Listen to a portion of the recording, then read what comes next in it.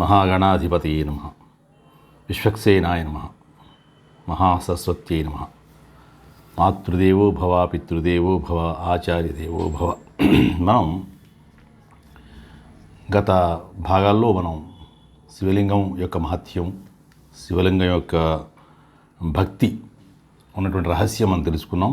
తర్వాత పురాణాలకు సంబంధించిన విషయాల్లో కొన్ని 18 పురాణాలన్నా కూడా పరమాత్మ రకరకాల అవతారాలతో వస్తాడు అనేటువంటి విషయం మనం దానిపై చక్కగా ఉన్నటువంటి జ్ఞానం తెలుసుకున్నాం. కాబట్టి జ్ఞానం, భక్తి అనేటువంటి ఈ యొక్క కార్యక్రమంలో మనం ఇప్పుడు మరి ఈ విగ్రహారాధన ఏమిటి, మరి విగ్రహారాధనలో ఖచ్చితంగా నైవేద్యం ఉంటుందా, ఈ నైవేద్యంలో మరి ఒక జంతువును అర్పించాల్సిందేనా, అంటే ఖచ్చితంగా ఒక జంతువుని బలివ్వాల్సిందేనా, ఇవన్నీ విషయాలు ముందు వస్తాయి మనకి.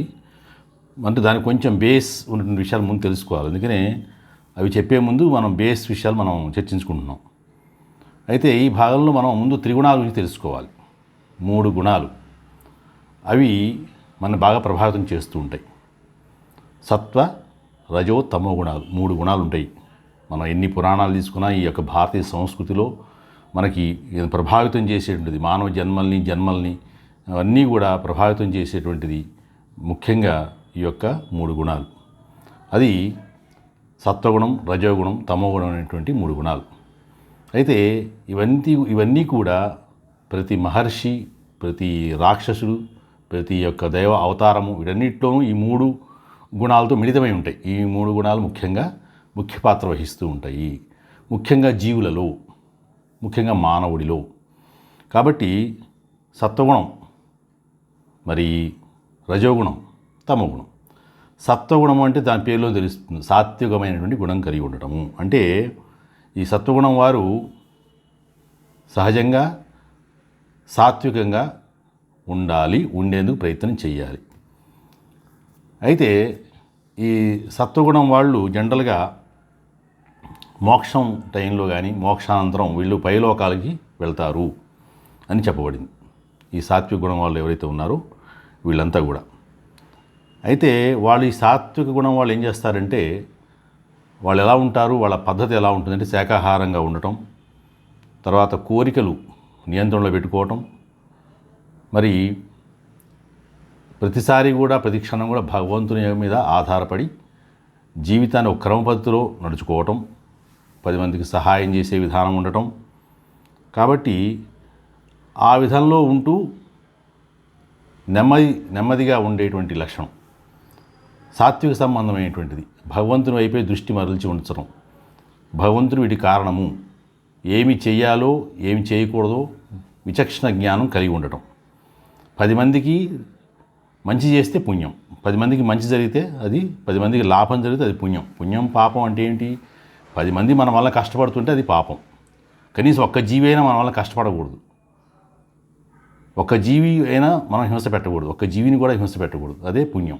అంటే 10 మందికి కూడా మంచి చేసేది పుణ్యము.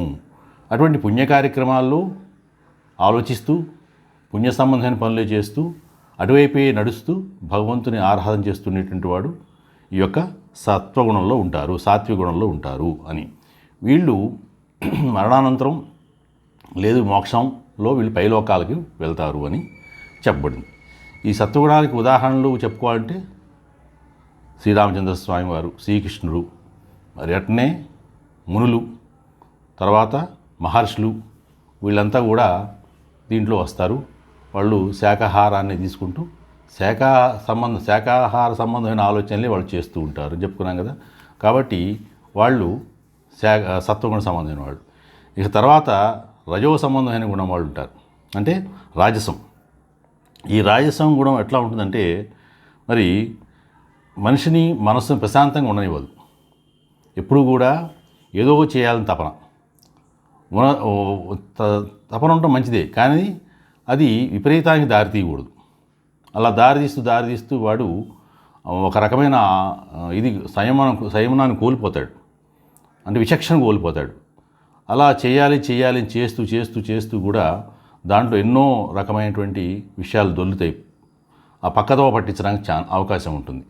కాబట్టి ఈ రజోగుణంలో ఏమిటి అంటే విపరీతమైనటువంటి కోరికలు కలిగి ఉండటం, విపరీతమైనటువంటి ఆశలు కలిగి ఉండటం, మరి ఈ విధంగా ఏదో చేయాలని తపన ఉండటం వలన ఈ ప్రాపంచిక విషయాల మీద ఎక్కువ ఆసక్తి ఉంటుంది. అంటే భగవంతుడి విషయం పట్ల కానీ, జ్ఞానం పట్ల కానీ, ఈ పురాణాదుల పట్ల కానీ వీటి మీద ఆసక్తి ఉండదు. అంటే కొంత మంచి చెప్పే విషయాలు కానీ, నీతి చెప్పే విషయాలు కానీ, నీతి ఆచరించాల్సిన విషయాలు కానీ, మంచి ఆచరించాల్సిన విషయాలు కానీ దాని పట్ల పెద్దగా అవగాహన ఉండకపోవటం, ఉండటానికి ప్రయత్నం చేయకపోవడం, అంటే ఏదో తపనలో పడి పరిగెత్తుకుంటూ పోతూ ఉంటాం. వాళ్ళు రజోగుణానికి సంబంధించిన వాళ్ళు వస్తారు. దాంట్లో ఈ రజోగుణంలో ఎవరెవరు చెప్పారు ఉదాహరణలు అంటే రావణాసురుడు, దుర్యోధనుడు అమితమైనటువంటి కోరికలు కలిగి ఉంటాం, విచక్షణ కోల్పోవడం దాంట్లో పడి వాళ్ళంతా కూడా ఈ రజోగుణంలో వస్తారని చెప్పడం జరిగింది. ఈ రజోగుణం వాళ్ళు ఏమవుతారంటే ఎప్పుడైతే ఇలా ఆలోచించి ప్రాపంచ విషయాల పట్ల ఎక్కువ వ్యామోహం కలిగి ఉండి అతిగా కోరికలు పెంచుకొని, అతిగా ఆశలు పెంచుకొని వాళ్ళు మళ్ళీ ప్రపంచంలోనే పుడుతూ ఉంటారు, చస్తూ ఉంటారు. అంటే జనమరణ చక్రంలోనే తిరుగుతూ ఉంటారు. పుట్టడం చావడం. ఎంతకాలమైనా వీడు కష్టాలు పడుతూ అలానే మళ్ళీ కోరికలు పెంచుకొని కష్టాలు పడుతూ సాగుతుంటారు జీవితం. వీళ్ళకు మోక్షం అనేటువంటిది తెలియదు. అంటే బయటికి వెళ్ళి మనం పరమాత్మలో చేరటం అనేది వాళ్ళకి తెలియదు. ఎంతసేపు ఆ కోరిక తీరలేదు, ఇంకో కోరిక తీరలేదు, ఇంకో కోరిక అది తీరింది ఇంకో కోరిక అలా కోరికలు పరిగెడుతూ ఉంటాడు, ఎండమావులు వెంట పరిగెత్తినట్టు. వాడికి ఒక జ్ఞానం కానీ, ఒక భగవత్ సంబంధమైన విషయాలు కానీ ఏమీ పట్టించుకోవడం తెలియదు కూడా. వాళ్ళని రజోగుణం సంబంధమైన వాళ్ళు అంటారు. తర్వాత వాళ్ళు మోక్షకాలంలో ఆ తర్వాత వాళ్ళంతా కూడా మళ్ళీ ప్రపంచంలోనే పుడుతూ ఉంటారు. తర్వాత వచ్చేటువంటిది ఈ తమోగుణం. తమోగుణం అంటే ఏంటంటే తమస్సు అంటే చీకటి. ఈ తమోగుణంలో ఎలా ఉంటుంది? అధిక సోమర్తనం, మరి అధిక నిద్ర, తర్వాత ఆలోచన లేకపోవటం, విచక్షణ లేకపోవటం, ఇతరుల దయాదాక్షిణ్యాల మీద ఆధారపడి ఉండటం, మరి దుర్మార్గమైనటువంటి ఆలోచనలు ఉండటం, అధిక తిండి ధ్యాస కలిగి ఉండటం, ఇవన్నీ కూడా వాళ్ళకి ఈ తమోగుణం వాళ్ళకి వస్తాయి. అంటే చీకటిలో ఉంటారు వాళ్ళు. చీకటి అనేటువంటి ఒక అజ్ఞానం అనేటువంటి బాటలో నడుస్తూ ఉంటారు వాళ్ళు. వాళ్ళకి ఉదాహరణ మనకి ఎవరు చెప్తారు? వాళ్ళకి ఈ కుంభకర్ణుడు చెప్తారు. ఎక్కువగా తినడం, ఎక్కువ పడుకోవటం, ఆలోచన లేకుండా పోవటం, ఇవన్నీ చెప్తూ ఉంటారు. అయితే సహజంగా ఈ త్రిగుణాలు కూడా అందరిలోనూ ఉంటాయి. ఈ 3 గుణాలు కొంతమంది ఎక్కువలో, కొంత తక్కువలో, అంటే నిష్పత్తులు తేడాతో ఉంటాయి. మనం ఏం చేయాలంటే పరమాత్మని ధ్యానం చేసుకుంటూ, మనసును శుభ్రం చేసుకుంటూ, అంతే శారీరక స్నానమే కాదు, మానసిక స్నానం కూడా చేసుకోవాలి. అంటే ఏమిటి అంటే మనసు శుభ్రంగా పెట్టుకోవడం, మనసులో ఇది విచక్షణ నేర్చుకోవడం, ఒక విచక్షణ కల్పించుకోవడం, ఇది మంచి, ఇది చెడు, ఇది చేస్తే అవతల వాళ్ళు బాధపడతారు, ఇది చేస్తే మనం అవతల వాళ్ళని ఇబ్బంది పెట్టినట్టు అవుతుంది అని తెలుసుకొని నడుచుకొని మనసును దిద్దుకోవటము అనేటువంటిది ఈ 3 గుణాలకి కూడా సంబంధించిన వాటిలో జాగ్రత్తగా ఉండి సాత్విక గుణం సంబంధం వైపు, సత్వగుణం వైపు మనం నడిచి వెళ్ళాలి. ఎందుకంటే భగవద్గీతలో కూడా శ్రీకృష్ణ భగవాన్ ఏం చెప్పాడంటే ఈ సత్వగుణం నేను అన్నాడు. ఈ 3 గుణాల్లో కూడా సత్వగుణానికి సంబంధించిన వాడు నేను అని స్వయంగా శ్రీకృష్ణ భగవాన్ చెప్పాడు. కాబట్టి ఈ అందరిలోనూ ఈ 3 గుణాలు ఉంటాయి. కాబట్టి మరి తల్లి మాయ, భగవంతుడు తండ్రి లాంటివాడు, తండ్రి కూడా. తల్లి ఎవరు? ప్రకృతే అమ్మవారు. మరి పార్వతి అమ్మవారండి, లక్ష్మీ అమ్మవారండి, సరస్వతి అమ్మవారండి, ఎవరైనా కూడా పార్వతి అమ్మవారు ప్రకృతి. మరి భగవంతుడు తండ్రి, పురుషరూపం, పురుషోత్తముడు, పురుషుడు భగవంతుడు. కాబట్టి పురుషోత్తముడు శ్రీరామచంద్ర ప్రభు, శ్రీకృష్ణుడు. ఎందుకంటే పురుషుల్లో ఉత్తముడు ఆయన. ఆయన మానవ జన్మగా వచ్చాడు కాబట్టి ఉత్తముడు ఎవరయ్యా అంటే శ్రీరామచంద్ర ప్రభు, శ్రీకృష్ణ ప్రభు, వెంకటేశ్వర ప్రభు వారు పురుషోత్తముడు స్వామివారు. కాబట్టి ఈ విధంగా పరమాత్మ గుణాలు సంబంధించినంతా కూడా తండ్రి విషయంలోకి వస్తే తల్లి మాయ. ఈ మాయ ఈ త్రిగుణాత్మకంగా ఉంటుంది. అంటే ఈ 3 గుణాలు ఉంటాయి మాయలో. కాబట్టి ఈ మాయలను మనం జాగ్రత్తగా అర్థం చేసుకుంటూ మాయలో ప్రధానమైనటువంటి సత్వగుణాన్ని తీసుకొని భగవంతుడి వైపు మనం పయనించాలి. మన భారతీయ సంస్కృతిలో ఎలా ఉంటుందంటే ఏ విషయం చెప్పినా కూడా అది భగవంతుడి వైపు దారితీస్తుంది, భగవంతుడి లక్షణాల్లోకి తీసుకువెళ్తుంది. అంటే ఏమిటి?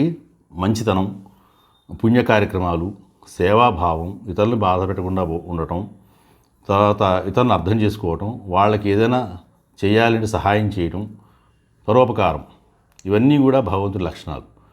కాబట్టి కృషి చేయటం, వాళ్ళకి ఏదైనా మనం సేవ అందించడం, తర్వాత దీనులను కాపాడటం, ఇవన్నీ కూడా భగవంతుడి లక్షణాలు వస్తాయి. ఇవన్నీ ఆచరించేది మరి ఈ త్రిగుణా సంబంధమైనటువంటిది మాయ. ఈ మాయ ఆవరించబడి ఉంటుంది కాబట్టి ఈ మాయ ఒక్క గుణాలు అందరిలో ఉంటాయి కాబట్టి, అంటే ఇవన్నీ కూడా ఏంటి తల్లి లక్షణాలు. ఇవన్నీ కూడా తల్లి లక్షణాలే, తండ్రి, పురుషోత్తముడు, భగవంతుడు. కాబట్టి ప్రతిరోజు కూడా ఈ 3 గుణాలు మనిషి చర్యల్లో పోటీపడి ఉంటూ ఉంటాయి. అయితే ఎక్కువ మంది మరి సత్వగుణాన్ని మనం తీసుకోవాలని చెప్పాం. అయితే కొంతమంది ఏం చేస్తారంటే రజతమ గుణాల్లో పడిపోయి కష్టపడుతూ ఉంటారు. కోరికలు పెంచుకోవడం, జనమరణ చక్రాల్లో పుట్టి జన్మలెత్తూ ఉంటారు. కాబట్టి మరి ఈ విధంగా ఈ రజోగుణాలు, సత్వ రజ తమో గుణాలు, ఈ 3 గుణాల్లో కూడా సత్వగుణం చాలా ప్రధానమైనటువంటిది అని చెప్పారు. కాబట్టి ఇంకా ఈ ఆహారం కూడా అంతే ఉంటుంది. సాత్వికులకి ఏమో శాకాహారం ఉంటూ ఉంటుంది. శాకాహారాన్ని మనం తీసుకుంటూ ఉంటాం, సత్వగుణ సంబంధమైన వారు. రజో సంబంధమైనటువంటి వారేమో మరి కొంచెం తీవ్రమైనటువంటి ఆహారం కొంచెం ఉండేటువంటిది, ఈ మాంస భక్షణ లాంటివి చేస్తూ ఉంటారు. తమోగుణం వారు కూడా అట్లానే ఉంటుంది. కాబట్టి ఒక సాత్విక సంబంధమైన లక్షణాలు అంటే సాత్విక ఆహారం తీసుకోమన్నారు. దానివలన భగవతత్వం అనేది తొందరగా తేలిగ్గా అర్థమవుతుంది అనే విషయం చెప్పడం జరిగింది.